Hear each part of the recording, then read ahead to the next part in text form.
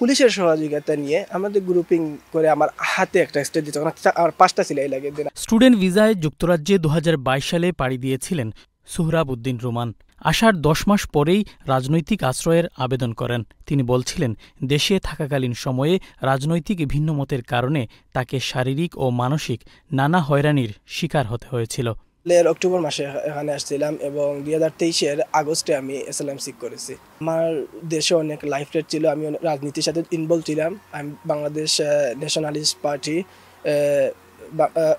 বাংলাদেশে করেছি এবং আমি ছাত্রদল করেছি। ওখানে আসার পরে দেখা গেছে যে যুবলীগের ছাত্রলীগের কিছু সংখ্যক নেতারা, বড় বড় লিডাররা আমার বাড়িতে হামলা করেছে। দেন আমি বাধ্য হয়ে আমি অ্যাসাইলাম এখানে সিক করেছি আমার জীবন রক্ষার্থে। এভাবে যুক্তরাজ্যে আশ্রয় প্রার্থীদের তালিকায় সংখ্যাগরিষ্ঠ দেশ হয়ে উঠেছে বাংলাদেশ। তবে যেসব বাংলাদেশি অ্যাজাইলামে ব্যর্থ হয়েছেন, চুক্তি অনুযায়ী তাদের দেশে ফেরত পাঠাবে যুক্তরাজ্য সরকার। আর এই সংখ্যা 10,000-এরও বেশি। সেক্ষেত্রে মাত্র 5% আবেদনকারী সফল হয়েছেন। বাংলাদেশি যারা সাম্প্রতিক সময় ইউকেতে এসছেন, তাদের স্টুডেন্টদের মধ্যে একটা বড় অংশ অ্যাসাইলাম চেক করেছে। আবার যারা ওয়ার্ক পারমিটে আসছে, কেয়ার ওয়ার্কাররা, তাদের অনেক বড় অংশ এখন অ্যাসাইলাম সিকার। মূলত 3 শ্রেণীর বাংলাদেশিদেরকে ইউকে থেকে ফেরত পাঠানো হবে এই চুক্তির আন্ডারে, এবং এটাকে বলা হচ্ছে স্ট্রিমলাইন রিমুভাল অ্যাগ্রিমেন্ট। এই 3 শ্রেণীর মধ্যে রয়েছে, 1 নম্বরে হচ্ছে যারা ওভারস্টেয়ার, যাদের ভিসা নাই দীর্ঘদিন ধরে। 2 নম্বর হচ্ছে যারা ফেইল্ড অ্যাসাইলাম সিকার। 3 নম্বর হচ্ছে যারা ফরেন অফেন্ডার, মানে বাংলাদেশি সিটিজেন কিন্তু ইউকেতে কোনো না কোনো অপরাধের সাথে জড়িত। অভিবাসন বিশেষজ্ঞরা বলছেন, কিছু অসাধু আইনজীবীদের পরামর্শে সহজ উপায় হিসেবে অ্যাজাইলাম আবেদন করছেন অনেকে। পর্যাপ্ত তথ্য ও ডকুমেন্টস থাকলে যে কোনো ভিকটিম অ্যাজাইলাম আবেদন করতে পারবেন, এটি তার অধিকার। আইনজীবীর নামধারী কিছু ব্যক্তি এর সাথে জড়িত ছিল, তো বেশিরভাগই সংঘবদ্ধ অপরাধযোগ্য। তারা কিন্তু অনেক ক্ষেত্রে প্রকাশিত হয়েছে, জেল জরিমানা হয়েছে। আমাদের কমিউনিটিতেও আছে, সংখ্যা কিন্তু কম। প্রকৃত অ্যাসাইলাম সিকারদের হওয়া উচিত অনেক ক্ষেত্রে হয় না। অনেকে ভুয়া অ্যাসাইলাম সিকার অনেক সময় হয়ে যায়।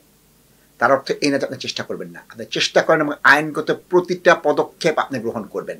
এটা হচ্ছে মূল কথা। আমরা অনেক সময় ভুল আইনি পরামর্শ পাই। নিজের পুলিশ রিপোর্টটা আমি দেখছি না, এফআইআরটা দেখছি না, চার্জশিটটা দেখছি না, প্রশ্নগুলো উত্তর দিতে পারছি না। তাহলে আমার কেস স্ট্রং, কিন্তু আমি উপস্থাপন করতে পারিনি। 16 মে এক প্রতিবেদনে এ সংক্রান্ত নানা তথ্য উঠে এসেছে ব্রিটিশ গণমাধ্যম দ্য টেলিগ্রাফে। স্বরাষ্ট্র বিষয়ক প্রথম যৌথ ইউকে বাংলাদেশ উভয় পক্ষ রিটার্ন চুক্তিতে সম্মত হয়েছে।